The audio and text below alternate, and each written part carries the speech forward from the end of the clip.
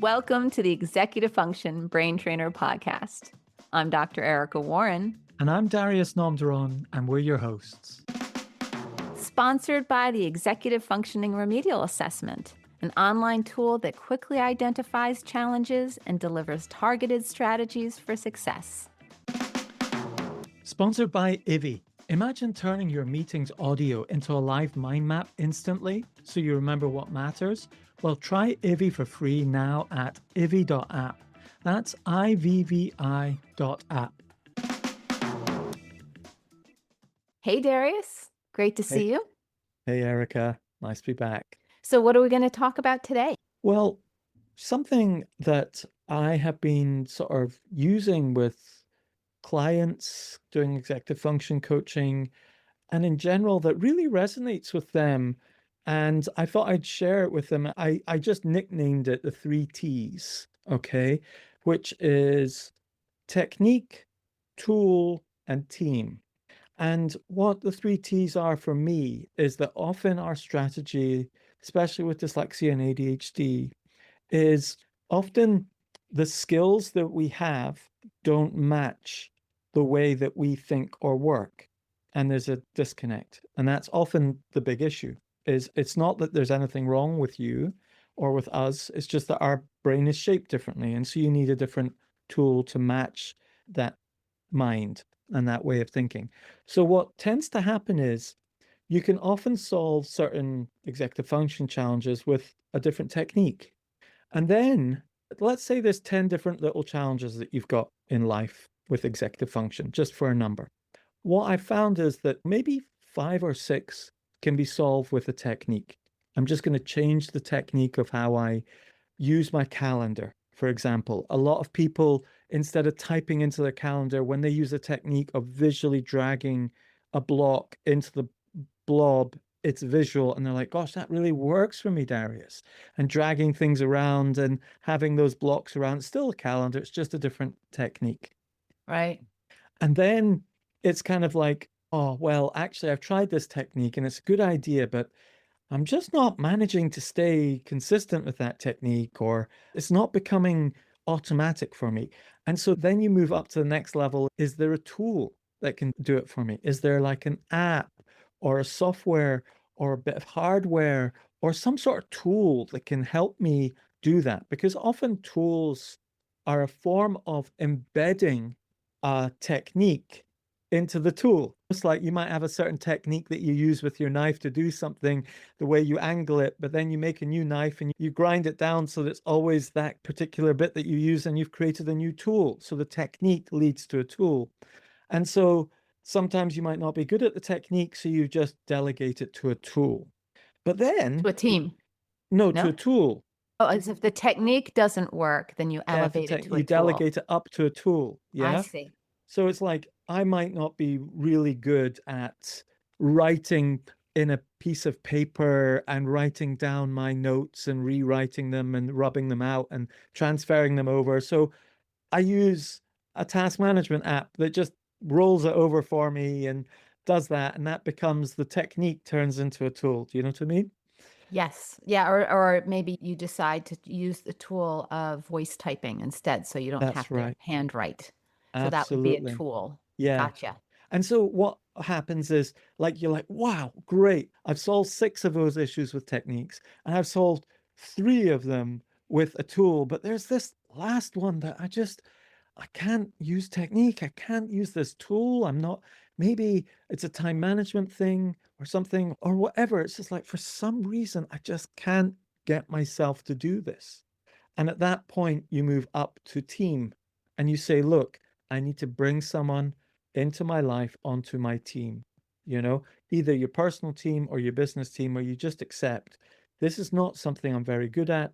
It might end up being body doubling. Someone just sits with you while you do a particular thing and they do something similar, but it gets you done. Or they might actually do it for you as an assistant or an accountant or a bookkeeper, etc.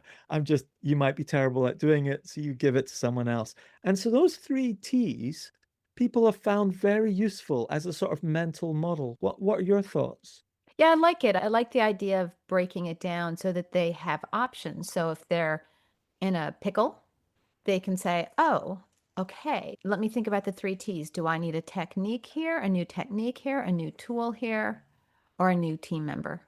because each one kind of has a different level of investment, as it were. Adopt a little technique. It's not a huge amount of time or investment or whatever, but to adopt a new tool, it can be investment in time and Mm. attention, money even. But then to adopt a person into the team, that's another investment that you may not be paying them, but there would be some quid pro quo. You might do something for them and they might do something for you. So it's still an investment. I almost see it instead of like a ladder, I see it as almost like a cycle because technically the new team member could introduce you to new techniques and to new tools. Yes. So you could almost look at it as like a cycle that can continue because anytime you get stuck with your technique, tool, and team, perhaps you need a new team member that can give you a fresh perspective on the techniques and tools. I like it. Yeah, yeah. Because it's kind of like sometimes you don't know what you don't know. And when you bring a team member in, often that team member is like, oh, I've been using this. And you go, oh, that's interesting. I didn't know that. That's right. It's right. So it's almost like the double helix idea of like a Yeah, spiral stair. So you're constantly growing, you're getting better, but you want to mix it up. yeah. And again, it's not necessarily, and they're not like the ladder is one way of looking at it, but yeah, the circle, and they're also all concurrent as well. And they you got technique, tool, and team. You might be doing a certain technique using a tool as part of your team. They might all three being used at once as And well. yeah, So yeah. But it's it, nice because if you think of it as a circle, and perhaps the circle has lines traveling to each one of them, like a little triangle in the middle, yeah. and have the arrows going back and forth. It's kind of a nice model. The other thing I wanted to introduce to the conversation, as usual, is AI. And the thing is, I've had this just amazing experience over the weekend with AI that is just relevant Can in I terms. ask you, is that a technique, a tool, or a team, or all of the above? It is literally all of the above, and it's It can probably be. the team element is the more one important one in it. Is that I'd say over the weekend since Friday and the drop of Cursor 2.0.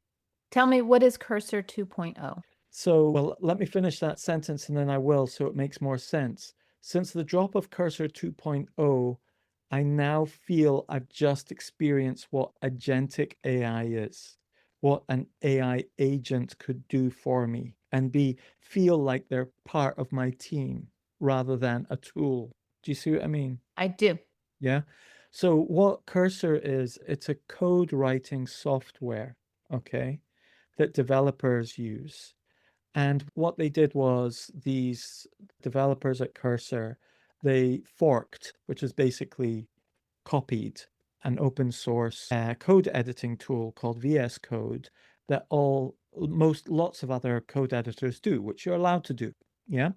And then what they did was they enhanced it and adapted it the way they wanted, and they introduced an AI chat interface, just like ChatGPT, but on the side. Okay. And the difference is that instead of ChatGPT being in a window and separate from all your information, it has access in Cursor to all your code for the project you're working on as a developer. So So it you must be allow a protected platform protected from what? so that you're not giving away all your secrets. Yeah, pretty much. They say that they're not training on the code and things like that. They give that assurance that they're not going to train on your code or take your code or whatever.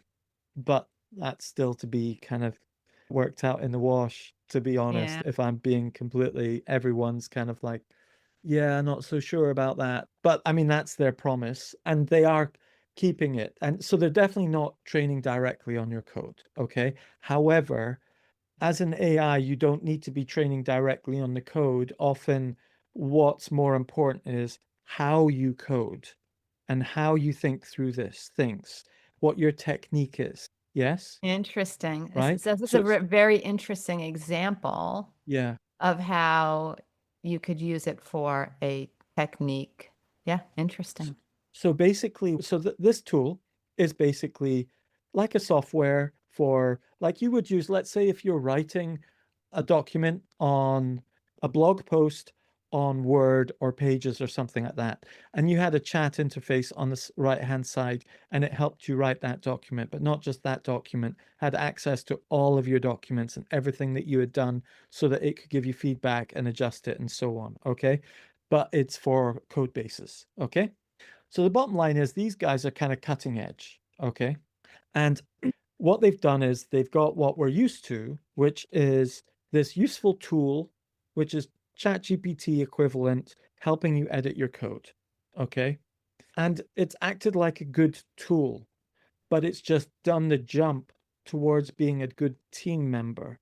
And the reason is what happens is they've created a new interface. And what happens is you sort of summon an agent. Okay, so you create an agent inside of it, and you say, you are a website coding agent.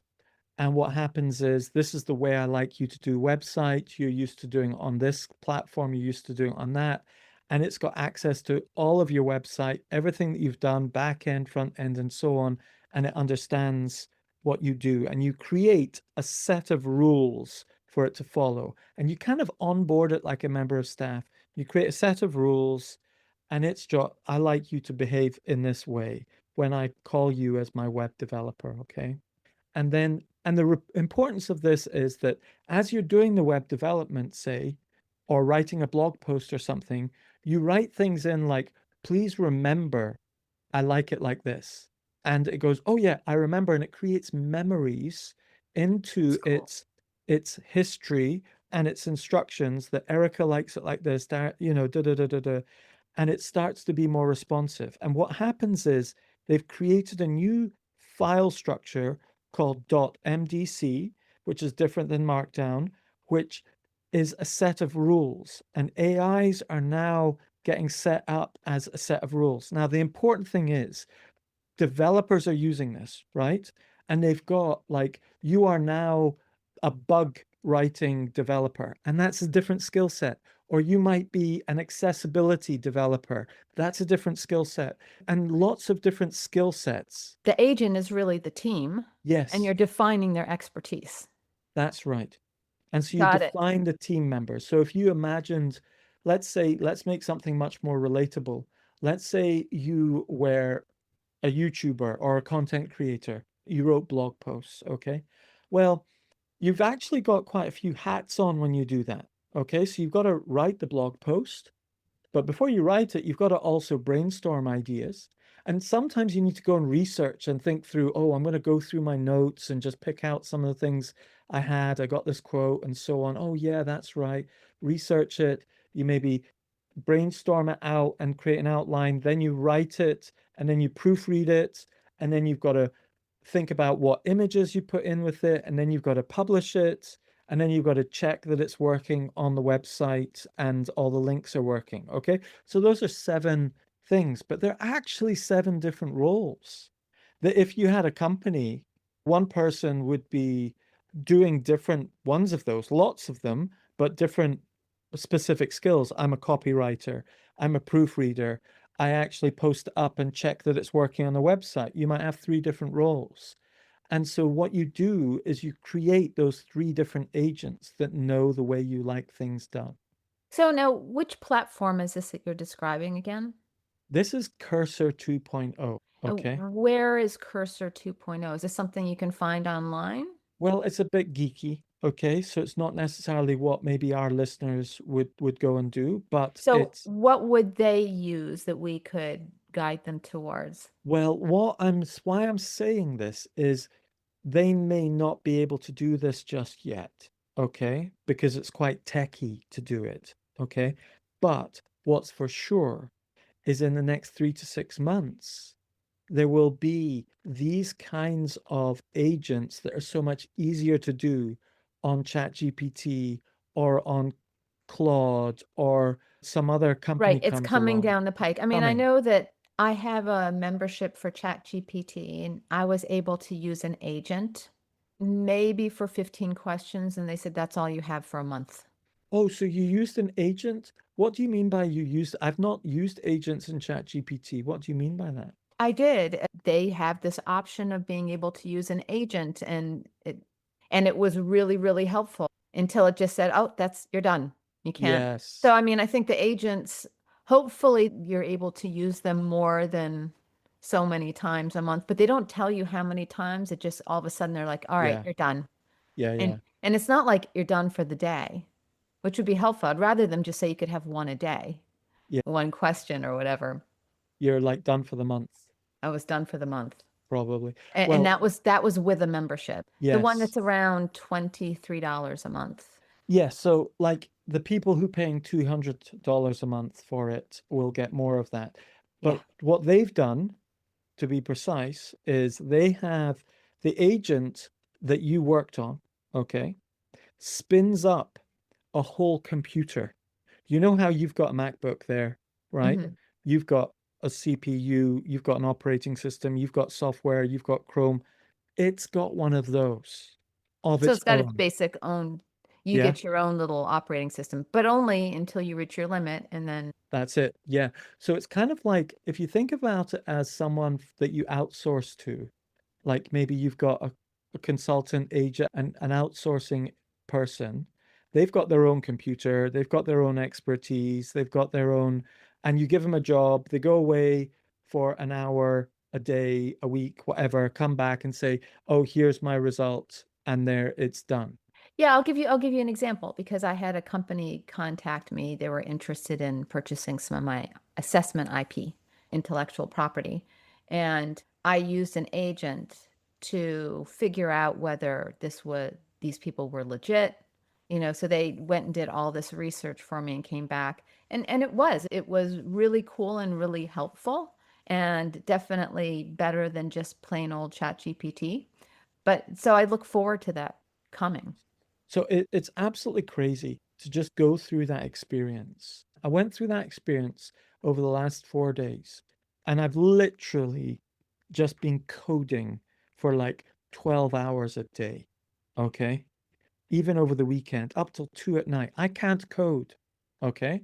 But this is the first time with an agent that I've been able to say, this is the outcome that I want and define it. And we've got a list of things that we've got to do within Ivy and that are on my developer's list. And he just never gets around to doing those things. And often there's mid-level tasks like, I want this button to do this because it's just a bit nicer for the users to use it, you know? It's not like a core architectural thing, but it would take him like 2 hours, 3 hours to do that, 3 hours to do that, 3 hours to do this, etc. And that's a week worth of work.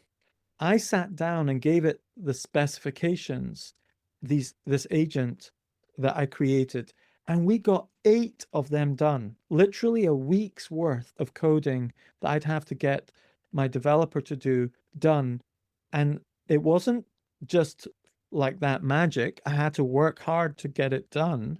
So you're doing the higher level reasoning part and it's Yes, doing the low level coding part. that's right.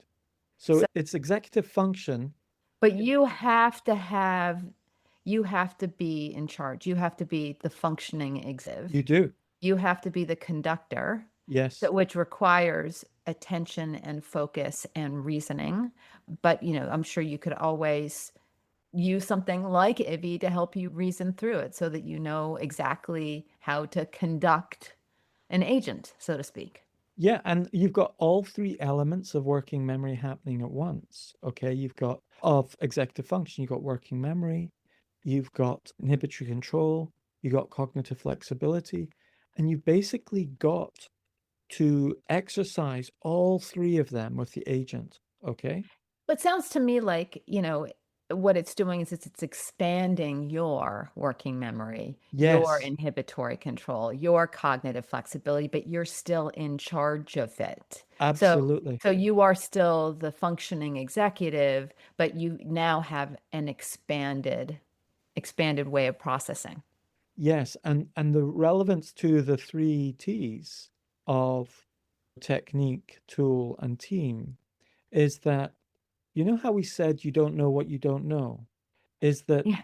when you've got the team member, I would sit down and I would say, look, I've got this conundrum, okay, with the app, is that the conundrum was with mind mapping apps, you've got these branches, okay, and they can go to 2, 3, 4, 5 levels deep, okay. And what happens is you can collapse the branches to level 1 or level 2, okay, so it maintains your focus. But some you don't want to collapse a whole bunch of information. Sometimes you just want to hide certain branches and keep other branches. So, for example, there might be all the branches, all the nodes that relate that I've starred, okay? But in different places and at different levels. I'm like, I would like to just hide everything else and just show me the 10 stars out of the 100 branches. Just show me that. And we've been racking our brain. How do we make this happen with the mind mapping app? Because there's no mind mapping app in the world that can do this. Okay. So I'm sitting there and I'm speaking with the AI, the agent, as it were, who I've said to it, you're not allowed to make any more new code. You're only allowed to use what's already in our code base, but just come up with useful ideas that we might not have thought about. Okay. Because it's kind of that's inhibitory control. Do you see what I mean? Like it sometimes dealing with these agents, it's just like some young intern that goes, "Oh, I went and made this, and I went and made that, and I went and did this, and I got the result you want." You're like, "Oh my goodness, that's all resources. I've got to maintain all of this. I don't want to maintain all of that. I just wanted that one result."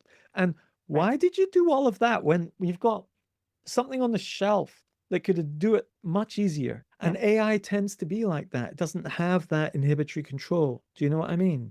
Right. It's too wide of a net. Yes. It's not focused enough Doesn't on have that discipline. on what you want. That's right. It's yeah. No, it's maybe focusing on what you want, okay? Which is like, I know you want that. You told me you wanted that. Well, I created these three big things to give you that one. You're like, yeah, Right. okay, I wanted that, but I wanted it so it'd be easy for me to use it and not get in the way. I've got a good metaphor. So I want you to make a meal with the ingredients that I have, not with ingredients that I don't have. That's right. I Yes, don't yes. want to have to go to the grocery store and get all these wild ingredients that I might even not be able to get. I just want to make a meal right now with the Yes. ingredients that I have. Yes, So yes. how can I do that? That's So in right. other words, it's a master remixing all the options, Yes. finding all the pathways to the same location. Yes, exactly. So it really expands cognitive flexibility That because you might that be is like, such a oh perfect my God, I example. never thought of that. That is actually the fastest way from point A to point B, and I never saw that. Yeah, yeah, Yeah. absolutely. And it also what happens is you start realizing how much assumed knowledge you've put into your request. And it's like dealing with staff is such a great trainer for how to manage people, okay? How to manage staff. Because in the future, you don't need to be a prompt engineer with AI. You need to be good at writing specifications, good at defining what your requirements are. So I might have said, oh, AI, make me a meal. And it's like, oh, right, okay. I looked up Jamie Oliver's latest recipe. I went to the shops. I bought this lamb roast. I got this. I got that. I made it all and I put it out there. And here's your meal. And you sit down, you go, oh my goodness, you just spent $100 on a meal for one person. And it's like, oh, right, I'm sorry. So you don't want, I like it, but actually there was food in the fridge. And, you know, I really want someone who cooks meals for me that actually I could keep them cooking meals for me, but this is one and done. I'm never having you cook meal for me again because it's so expensive. And that's kind of what it's like with dealing with AIs. And so you kind of need to have this clarity of mind to say, look, this is what I want. And that clarifying what the plan is. What I hear you saying or how I'm processing it is that we almost need to teach people how to use AI to help us with the three T's. How do you use AI to define a new technique? Yes. How do you use AI to help you find a new tool? And then how do you use AI to find new team members or to be Or a new team member? be it, yeah, But even absolutely. find one. I mean, technically, I'll tell you when when I had to get a lawyer for that situation I told you about earlier where someone was interested in my intellectual property, I used AI. I said, "Find me a great lawyer." And it was funny when I was interviewing everybody, the last thing I said to them, I said, "I'm going to tell you something that you're going to be very fascinated to hear." And they would always say, "Well, what's that?" I found you on ChatGPT. And every one of them were like, "No way. Yeah, Really? No yeah, way." And I was like, yeah, "Yep, I did." And they were yeah, like, "Wow, how did that happen? I wonder, I'm so curious about that." And I was like, yeah, just popped it in and you came up. yes. You met all of my qualifications, or Wow. most of them. Most of them. Some of the Yes, people I crossed off myself. But yeah, you guys came to the top. So what do you know? Isn't that a nice thing to know? And it they were all is. like Yeah, really excited. yeah. I'm not surprised. That's And impressive. some of them were just really small firms that, yeah, they weren't, some of them were big firms, some of them were small firms. Interesting, interesting. And So do you that's know there's a fascinating. new term for how you got search engine optimization? They've got a new term for AI optimization. I can't remember what the term is. But what's happened is, and this is very surprising, okay? How do you optimize your website or what you do for AI? Okay. And the answer to that question has emerged to be how many FAQ questions and answers have you got on your site? Artificial intelligence optimization, AIO, AIO. So you've or got generative engine optimization, GEO. GEO. So we've got SEO and GEO. There's new words, acronyms building up. But what is so surprising, I had thought the websites that had the most context, the most information, and so on, AI would go through and read them all and give you a good answer, but they don't do that. What they do is they're lazy. Okay. So if you have a question, a legal question that says, how how do you deal with a company who's approached you to buy your IP? Question. And then there's a chat, there's an answer that is underneath it that says, the best way to deal with this is to ask them clearly what areas they're interested in, what they want to use it for, and then look at this and look at that and do that. And one paragraph answer. Okay. Just like an FAQ. It might not be a big long FAQ, but it's written like that into a blog post or question and answer explicitly. The AI will trawl the internet looking for those. And then when it finds three, four, or five of those, it will aggregate those answers into the answer it gives and use those five Q&As as its reference. Isn't that That's very amazing? interesting. That is amazing. That is amazing. So I had thought it would go for a big blog post, distill it down with lots of good answers in it, but that takes tokens. That takes a lot of AI tokens to do that. So their shortcut that they programmed into these now is to go and find the actual answer from human beings to a similar question posed. That's fascinating. It's interesting. I'm just going to go back because I just had this thought, that when I did look for the lawyers, I did it through the agent. Oh, And really? I wonder whether that's why I really got a mixture of small and large firms. Whether if I had just asked ChatGPT whether it would have been different. It would have been an interesting study to do, to ask Yes, both an agent and ChatGPT to see yes. what the results were. Yes, absolutely. That would be fascinating. The same question, see what got. Oh, now that's the other interesting thing that's happening in Mm. this whole world of agents, okay? It's completely crazy, Erica, completely crazy. But what happens is, let's say you give it a task, okay? And you spin up one agent, okay?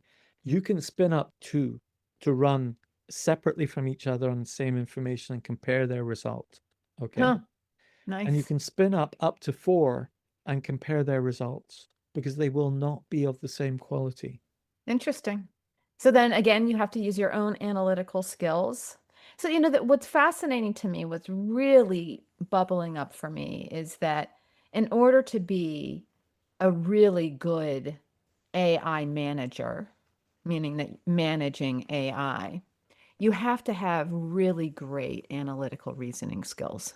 Yeah, you do. I mean, You've and, got to, and, and the people that have great analytical skills are going to be the ones that are these top creators, or I don't know if you yeah, call them creators, but probably creators, entrepreneurs. They will be able to kind of master manipulate AI in ways that other people won't be able to.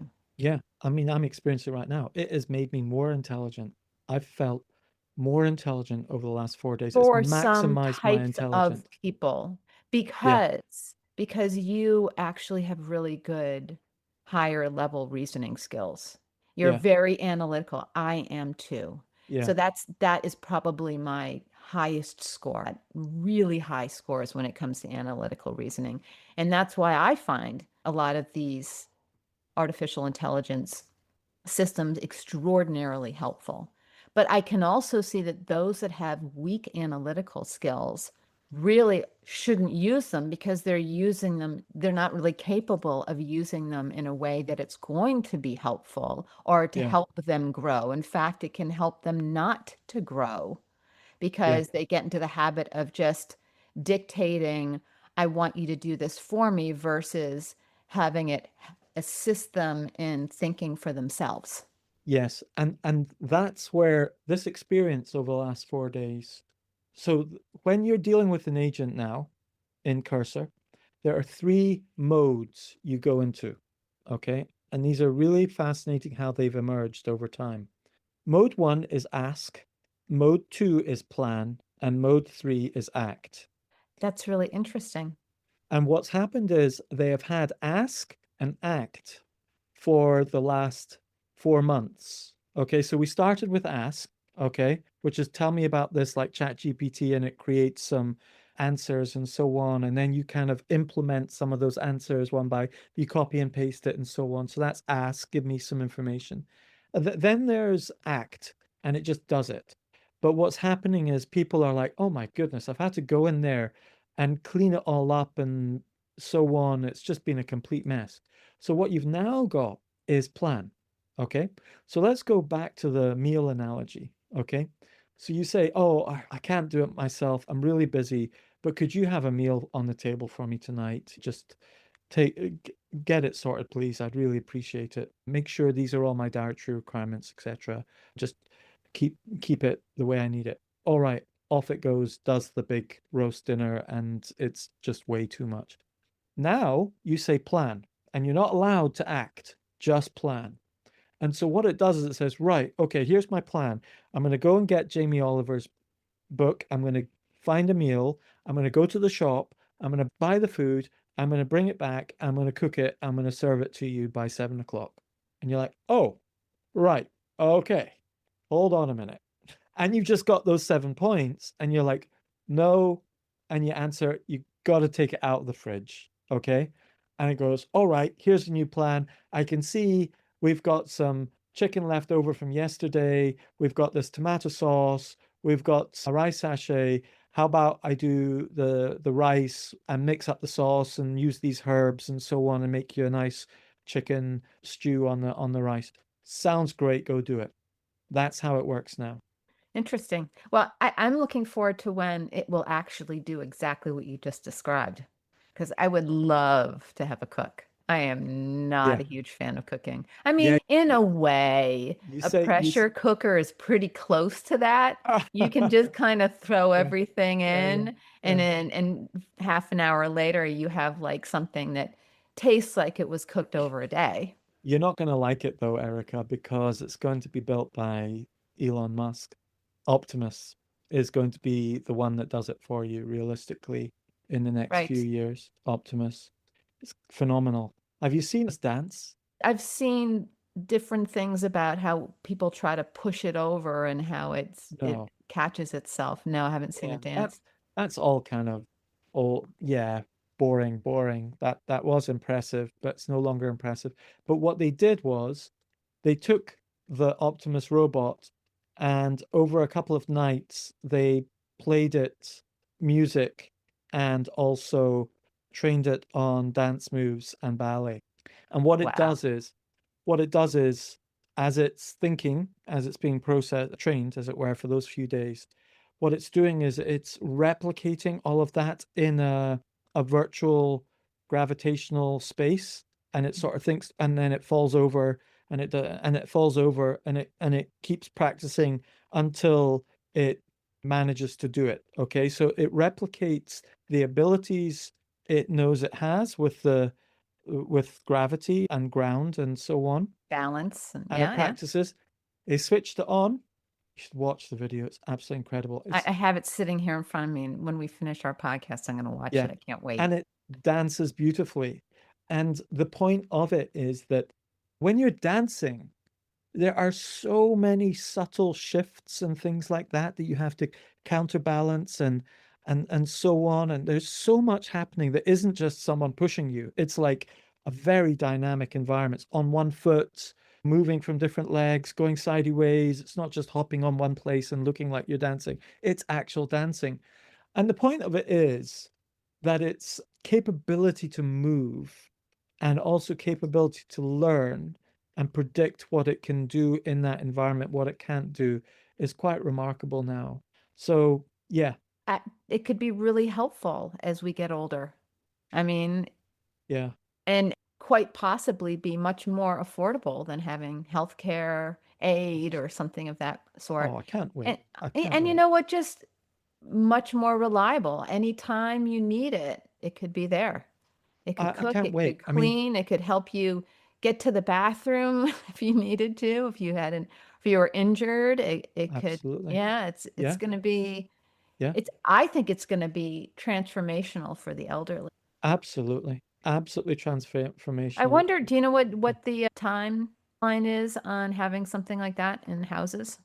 Yes, it's going to be tricky because there's going to be so much demand for them. So basically, they will be able to be in houses in 2 to 3 years' time, quite comfortably. Right, but Okay. I guess they'll be, the price won't come down for a while to make it Probably in houses for affordable. 20 to 30,000 dollars, which is Yeah. still very affordable in terms of Right, you think of that, having someone it's like caring a for you. small car. Yeah, yeah, absolutely. Yeah, and when you're elderly, you can't drive a car anyway. But then we'll have self-driving cars by then too. Yeah, So we'll have that's self-driving going to be cars. thing. Well, we already have self-driving cars. I mean, well, there's Waymo, and then there's Tesla self-driving cars doing robo-taxis with a guy just sitting in the corner doing nothing just for compliance. And they're doing absolutely everything, parking, picking people up, dropping them off, everything. Thousands and thousands of people every day are doing that right now in Texas and other places. It's Hmm. just gradually growing. But the point with the robot and AI inside of your house is that, first of all, it will be an AI that does not connect to the internet. It will be completely yours. That's what's going to have to be the case. It'll be a standalone AI that doesn't need to communicate with the cloud to make decisions or communicate with you. It stays in, and the information that it gets stays inside of one particular zone in its mind that is offline, etc. There's a ton of As far security. as we know. No, no, it's going to be, you're not going to allow them in otherwise. I think, anyway, once they deal with the security conditions, what's going to be more remarkable rather than it catching you when you fall, which it will, if you fall, it'll be there. It will catch you when you fall. And the reason why I needed that last summer. you did. And the reason why it will catch you when you fall is not because it was right beside you and it just caught you. It's because it could predict that you were about to fall. So, for Right, example, right. Like last summer, it would have noticed that my dog had seen another dog and was starting to run in the other direction, which gives it time to react and would be able to catch me when I fell. yeah, Yeah, yeah, that's interesting. and actually it would probably be more like a parent would be. The parent would be saying, I've noticed that Erica gets pulled by the dogs a lot. I'm just Or it watching would that. have taken one of the dogs from me and it would have never happened. maybe. Or let's just say it didn't do that. That would have been sensible. But I've noticed the dogs are pulling Erica quite a lot. And I've noticed that she comes off balance. She's now starting to get to, she was at 70% chance of falling over, 80% chance of falling over that time. And so what it might start doing is it might just walk just a little bit closer to you on a certain side, on the dog pulling side, and just say, I'm here just in case, I'm not going to intervene, and so on. And then Oh, boom, yes, she got please. pulled 90% and the arms out and caught her. Do you know what I mean? That So would be I wonderful. was in hospital the other day, right? And I had this interesting experience. I was walking up the stairs. My mum had a stroke. It was really sad, but she's doing okay now. Really? I'm Walking sorry. up I the didn't know. stairs, and there was two women walking down the stairs the other way, right? The woman at the top of the flight of stairs stumbled, okay? And she just stumbled forwards, okay? And I was walking up beside her, and I immediately put out my arm, hit her in the waist, and stopped her falling. And then I put my arm back up and carried on walking. She was like, "Oh my God, thank you so much. You saved me from falling." And she probably would have broken something really bad. Oh, sure. But Yeah. it was just in an instant. And I said, "I'm really sorry that I just instinctively reached out and touched you," because I grabbed her. I didn't grab her. I just put my arm out like a barrier and it stopped her enough for her to catch her balance. Do you know what I mean? Yeah. But what we've got wired inside of us is that instinctual response. Oh, that person happens, and it was complete reflex. Do you know what I mean? Yeah. And these models That was will, beautiful that you have that reflex. I think a lot of people have really they don't have that reflex anymore because they've been told not to, you aye, know? yeah, yeah, maybe they would have hesitated, and if they did, then she'd have fallen. But the robots will have Right. those reflexes, but not just a reflex in the moment, but like that robot when you were falling over, say, it would have anticipated there's a high chance Erica might fall at Yeah. some point, and Just then keeps put her keeps those arm out chances down. and catch you, or maybe even just hold your arm while it was tugging and stop you falling. And you might have turned around and go, Optimus, why did you do that? Stop interfering. Right, You right. know, Or could have even grabbed the dog. maybe, or but probably it would have grabbed you at the moment where you were falling and you realized you needed it.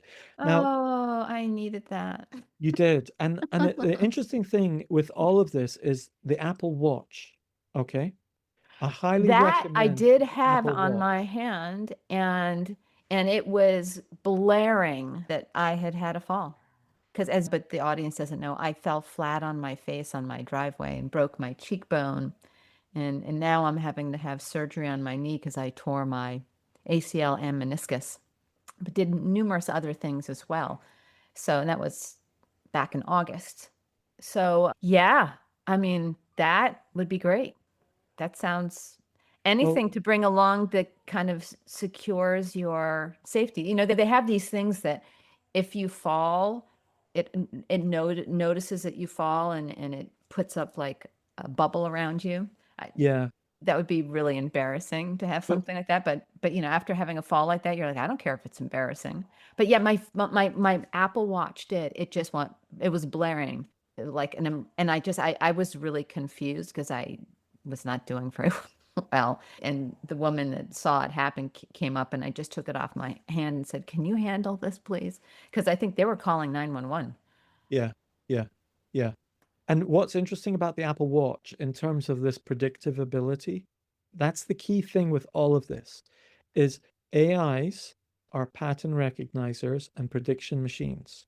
And in your watch, you've got a thing with regard to your walking. It measures your steps, obviously, but it also measures your stability.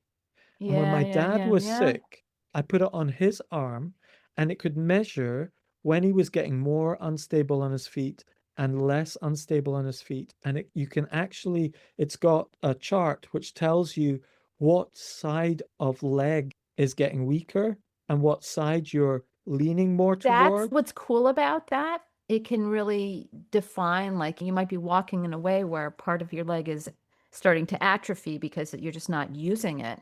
And then if you're aware of that, you can be like, oh, then if I push my toes out a little bit, then I'll activate that Absolutely. thing. So, I mean, it can help us to stay more in shape and to address our areas of weakness more consciously. Before you fall. And that's the whole point. All these things are I need one stopping of you those guys. fall before you fall by being prediction machines. You should sell those things because you just sold one to me. Apple Watch, absolutely. I Oh, I don't have have the one. Apple Watch, but that unfortunately that didn't catch me. It only No. told me that I fell, and I was like, "Oh, thanks, Well, I thanks a just lot." hope the Too Optimus late. comes out in enough time and you get over any Elon derangement syndrome or anything like that and allow Well, yourself I'm to get sure. I'm one. sure there will be. I'm sure there'll be lots of different options. He'll have the first, perhaps the best. Who knows? He will definitely have the best. He'll have the cheapest and the most secure. And the reason is I hope so. We'll see. he's really passionate about it and he can actually deliver on production. The value of these robots will be so high because they can do so much productively wise. So there'll Right. be a lot of demand from businesses. Oh, I want a robot that can pack all these boxes, that can fix this, can put that in the car, can even drive it to a customer. It's definitely going to have a major impact on people being able to. It's going to take people's jobs, basically. It could, it could. That's what people say. Certain types of jobs for sure. It could, and it might also create a ton of jobs as well. Yeah, let's hope Just so. like the internet's created a lot of YouTubers and bloggers and people who sell things on True. site and like teachers who can teach students. I mean, there's teachers who can teach students in class and they've got a disability because they can do it via Zoom. They couldn't have done that before. Couldn't Yeah. have done that 10 years ago. They couldn't have stayed home with their kid for half the day and then gone in and taught.